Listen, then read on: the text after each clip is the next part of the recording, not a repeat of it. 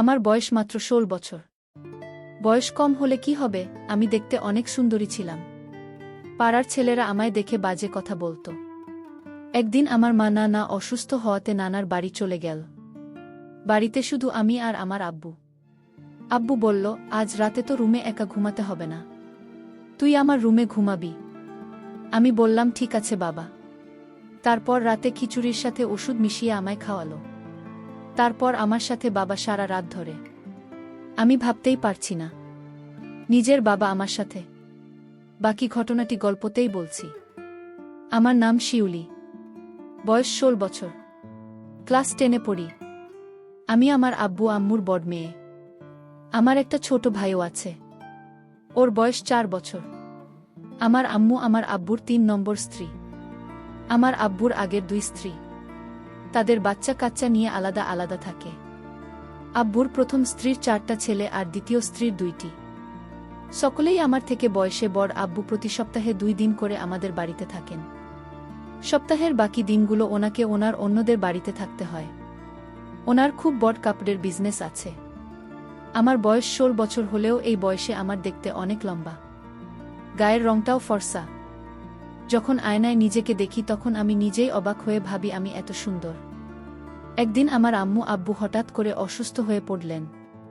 ওর বাড়ি থেকে সকালে ফোন করে জানানো হলো। খবর শুনেই আম্মু আমার ছোট ভাইকে নিয়ে তড়িঘড়ি করে তাকে দেখতে নার্সিংহোম বেরিয়ে গেলেন। আমি বাড়িতে একলা রইলাম। আম্মু দুপুরের দিকে আমাকে ফোন করে বললেন যে ওর আব্বুর অবস্থা খুব খারাপ, তাই আম্মু আগামী ২৩ দিন হয়তো বাড়িতে ফিরতে পারবেন না, ওকে ওর আব্বুর বাড়িতে থাকতে হবে আর প্রতিদিন নার্সিংহোম ঘর করতে হবে। আম্মু আমাকে আরও বললেন যে একটু আগেই তোর আব্বুর সাথে ফোনে কথা হয়েছে। তোর আব্বু কথা দিয়েছে যে আগামী ২৩ দিন ও রাতে বাড়ি ফিরে আসবে। তোর কোনো চিন্তা নেই, তোকে রাতে একা থাকতে হবে না। তবে রান্নাবান্নার ব্যবস্থা তো করতে হবে। সকালে তোর আব্বুর জন্য খাবার আর দুপুরের টিফিনটাও তোকে বানিয়ে দিতে হবে। যদি বাজার দোকানের দরকার হয় তাহলে তোর আব্বুকে বলবি, তোর আব্বু ব্যবসায় যাবার আগে তো দরকার মতো বাজার দোকান করে দেবে। আম্মু জানতেন যে আমি যেটুকু রান্নাবান্না জানি তাতে ২৩ দিন কাজ চালিয়ে নিতে পারব। রাতে আব্বাস থেকে ফেরার পর আমি আব্বুকে বললাম, আব্বু তোমাকে চা করে দেব। আব্বু বলল, তুই পারবি তো গ্যাস জ্বালিয়ে চা করতে? আমি হেসে বললাম, আমি এখন একটু একটু করে রান্নাবান্না করা শুরু করেছি, কোনো অসুবিধা হবে না। আব্বু বলল, অসুবিধে হলে বলিস, তাহলে হোটেল থেকে খাবার এনে নেব। আমি আব্বুকে নিরস্ত করে বললাম, তার কোনো দরকার নেই, আমি সব পারব। আব্বু খুশি হয়ে আমার মাথায় হাত বুলিয়ে বাথরুমে ফ্রেশ হতে ঢুকল আর আমি রান্নাঘরে চা করতে ঢুকলাম। আম্মু থাকলে আম্মু আব্বুর জন্য চা করে। যা করতে গিয়ে মনে হলো আব্বু চায় কতটা চিনি খায় তা তো আমি জানি না। আমি তাই আব্বুর কাছে চিনি দেব সেটা জানতে বাথরুমের দিকে গেলাম। গিয়ে দেখি বাথরুমের দরজা খোলা, আব্বু কি যেন একটা করছেন লুকিয়ে লুকিয়ে। আর একটু কাছে গিয়ে যা দেখলাম তাতে আমার চোখ ছানাবড়া হয়ে গিয়েছে। দেখি আব্বু আমার জামাকাপড় ধুয়ে দিচ্ছে। আমি আব্বুকে বললাম, আব্বু তুমি আমার জামাকাপড় ধুয়ে দিচ্ছে কেন? আমি দিতে পারবো, তোমাকে কষ্ট করতে হবে না। আমি হতবাক হয়ে গেলাম আব্বুর কাণ্ড দেখে। সরল মনে আব্বুকে ডেকে বললাম, আব্বু কি করছো কি তুমি? ওগুলো আমিও কাচতে পারব তো? আব্বু বলল, ওগুলো থেকে তো ঘামের গন্ধ বের হচ্ছে। আব্বু প্রথমটায় কেমন যেন একটু থতমত খেয়ে গেল। আমি যে হঠাৎ এখানে চলে আসতে পারি তা হয়তো ভাবেনি। কিন্তু আব্বু কয়েক সেকেন্ডের মধ্যেই নিজেকে একটু সামলে নিল। আমি তো আব্বুকে কোনোদিন দেখিনি আমার কাপড় ধুয়ে দিতে। আজকে নাবদ কাপড় ধুয়ে দিচ্ছে। আমি ভাবলাম হয়তো বাড়িতে নেই, তাই আমার হাতের চাকে আব্বু খুব খুশি হল। আমরা একসাথে টিভি দেখতে বসলাম। টিভিতে একটা সিনেমা চলছিল। সিনেমাতে হঠাৎ একটা অদ্ভুত দৃশ্য দেখতে পেলাম আর সেটা দেখে আমার ভয় করতে শুরু করল। আর আমি ভূতকে খুব ভয় পাই। আব্বু আমার ভয় দেখিয়ে নিজের আব্বুকে নিজেরই কেমন যেন অচেনা বলে মনে হতে লাগল, যে আব্বু আমাকে কষ্ট করে বট করেছে, যে আব্বুর কাছে এটা ওটা বায়না করেছি দুষ্টুমি করলে বা পড়াশোনায় ফাঁকি দিলে, যে আব্বুর ধমক খেয়ে অভিমানে কান্নাকাটি করেছি, শরীর খারাপ হলে যে আব্বু আমার পাশে সারারাত ঘুমিয়ে থেকেছি। সেই আব্বুকে আজ হঠাৎ কেমন যেন অচেনা একটা বাইরের লোক বলে মনে হচ্ছিল। আব্বুকে আজ আমি অন্যরকম দেখতে পেলাম। ঝট করে উঠে পড়ে রান্নাঘরের দিকে হাঁটা দিলাম। আব্বুকে বললাম, আব্বু আমি একটু রান্নাঘরে যাচ্ছি। আমাকে রাতের খাবার গরম করতে হবে। আমি আব্বুকে দেখলাম আমার পিছু পিছু রান্নাঘরে চলে আসছে। আব্বুকে বললাম, তোমার আসার দরকার ছিল না। তারপর রাতে আমি আর আব্বু একসাথে খাবার টেবিলে খেতে বসলাম। দেখি আব্বু খেতে বসেও এক অন্যরকম দৃষ্টিতে আমার দিকে বারবার তাকাচ্ছে। জীবনে কোনোদিন আব্বুকে আমার দিকে রকমভাবে তাকাতে দেখিনি আমি। আব্বু হঠাৎ আমাকে জিজ্ঞেস করল, তোর আমি পরশু ফিরবে? আমি বললাম, জানি না। তবে আম্মু আজ ফিরতে পারবে না সেটা বলে গেছে। শিউলি, আজ রাতে তুমি আমার রুমে ঘুমাবে। আমি বললাম, কেন? আমি তো আমার ঘরে এসো বলে বিছানা করে রেখেছি। আব্বু বলল, আজকে তো তোমারা মনেই আলাদা আলাদা শুয়ে কি হবে, আর তাছাড়া আমি তোমাকে একা একা রুমে ঘুমাতে দিতে পারি না। আমি বিশেষ না ভেবে মাথা নেড়ে সম্মতি দিলাম। রাতে আমি আম্মুর শোবার ঘরে গিয়ে খাটে মশারি টাঙিয়ে শুয়ে পড়লাম। আব্বু তখন বাথরুমে। আব্বু বাথরুম থেকে ফিরে ঘরে ঢুকে দরজা বন্ধ করে দিন। আব্বু লাইট নিভিয়ে দিন। আমি বললাম, আব্বু নাইট বলটা চালাও না। আব্বু বল, না থাক, আজ অন্ধকারই ভালো লাগছে। লাইট পুরোপুরি নিভে যেতে ঘরে অন্ধকার ছেয়ে এল আর আমি ঘুমিয়ে পড়লাম। আধ ঘন্টা পর হঠাৎ আমার ঘুম ভেঙে গেল। আমার কোনোভাবেই ঘুম আসছিল না। আমি লক্ষ্য করলাম আব্বু ঘুমায়নি। আব্বু এখনো জেগে আছে। আমি আব্বুকে বললাম, আব্বু তুমি এখনো ঘুমাওনি কেন? আব্বু তখন বলল, আমার ঘুম আসছে না। মা, আব্বু বলল, তোর মায়ের কথা খুব মনে পড়ছে। আমি আব্বুকে বললাম, আব্বু একদিন হলো না আবু বাড়িতে নেই, আর তাতেই তুমি এত চিন্তিত হয়ে গেছ। আবুল বল, মা আমি তোমাকে অনেক ভালোবাসি। আমি আব্বুকে বললাম, শুধু আমাকে ভালোবাসো? আব্বু বলল, এই পরিবারের সবাইকে ভালোবাসি, তবে তোকে একটু বেশি স্নেহ করি। জানো আব্বু, পাড়ার বদমাশ ছেলেগুলো মাঝে মাঝে আমার দিকে কেমন দৃষ্টিতে তাকিয়ে থাকে। এ কথা বলতেই আব্বু এরকম অদ্ভুত আচরণ করছিল। ঠিক বুঝতে পারছিলাম না। তাছাড়া আব্বু আমাকে এখন তুই তুই করে না বলে, মাঝে মাঝেই তুমি তুমি করে কথা বলছিল। আব্বু, আমাকে তুমি এরকম করো না। তুমি আমার বাবা, আর তুমি আমাকে তুই তুই করে না বলে তুমি তুমি করেই বা কথা বলছো কেন? তোমাকে খাইয়ে পড়িয়ে অনেক স্নেহ ভালোবাসা দিয়ে বড় করেছি, অনেক টাকাও খরচ করেছি আমি তোমার পেছনে। আমি আজ তোমার কাছে এমন একটা জিনিস চাই, তুমি আমাকে দিবে মা? আমি আব্বুকে বললাম, আব্বু তুমি যেভাবে বলছো কেন? আমি তোমার মেয়ে, আমি তোমার সব ইচ্ছা পূরণ করতে পারি।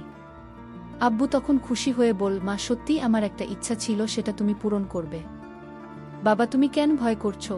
আর আমি তোমার মেয়ে, আমার কাছে কোনো কিছু লজ্জা পেলে চলবে। তুমি বলো আমার কাছে কি চাও?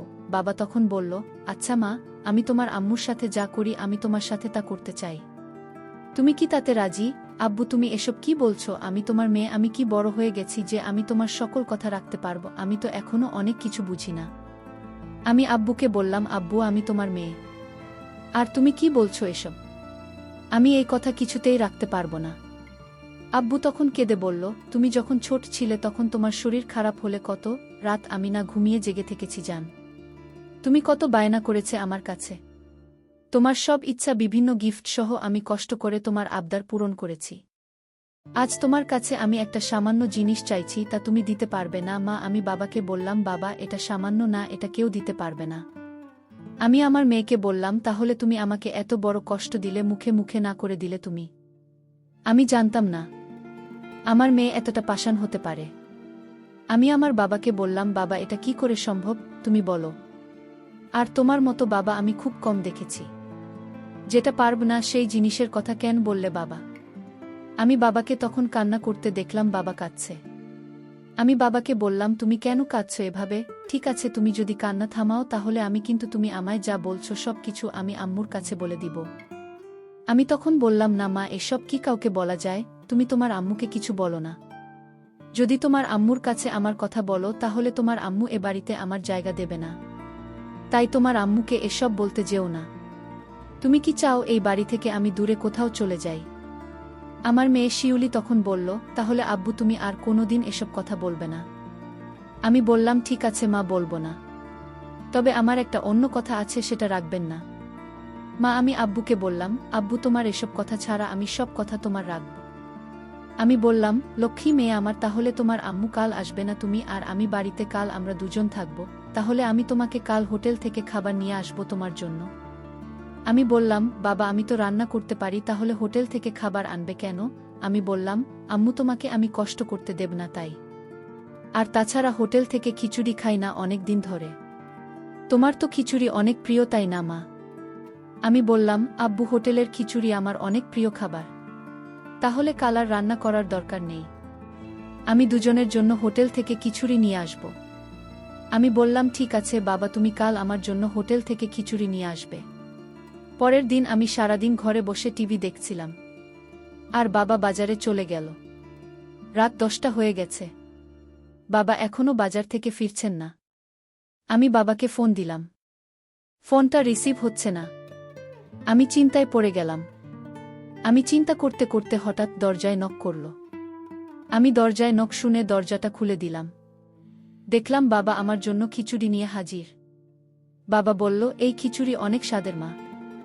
আমি বাজারে গেলে মাঝে মাঝে খাই। আজ তোমার জন্য স্পেশাল খিচুড়ি নিয়ে আসলাম।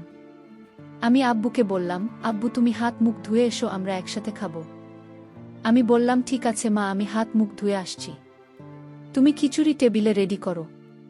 বাবা টেবিলে বসল, 2টা বাটি করে খিচুড়ি নিয়ে আসলো। বাবা বলল, হঠাৎ আমার শরীরটা খারাপ লাগছে। আমি এখন কিছু খেতে পারবো না। তুমি খেয়ে নাও। আমি বললাম, না বাবা, তোমার খেতে হবে, নইলে আমি খাব না। বাবা বলল, মা আমি অনেক খুশি হলাম, কিন্তু আমার খেতে ইচ্ছা করছে না। হঠাৎ কেন জানি আমি খেতে পারবো না মা। তুমি সবটুকু খিচুড়ি খেয়ে নাও। মা যদি পারো তাহলে আমাকে 1 গ্লাস ঠান্ডা পানি দাও। বাবার এই মক্কল আমি বুঝতে পারিনি। আসলে বন্ধুরা, বাবা কেন খিচুড়ি খেতে চাইল না তা যদি তোমরা জানো তাহলে তোমাদের হুঁশ উড়ে যাবে। এই খিচুড়ি আমি খাবার পরে আমার কি হয়েছিল এবং বাবা মার সাথে কি করছিল তা জানতে ভিডিওটি শেষ পর্যন্ত দেখতে থাকুন। আর ভিডিওর মধ্যে এখানে একটা কথা বলতে চাই, আমি সবসময় তোমাদের জন্য খুব কষ্ট করে ভিডিও তৈরি করি। তাই ভিডিওতে কষ্ট করে একটি লাইক করে দাও।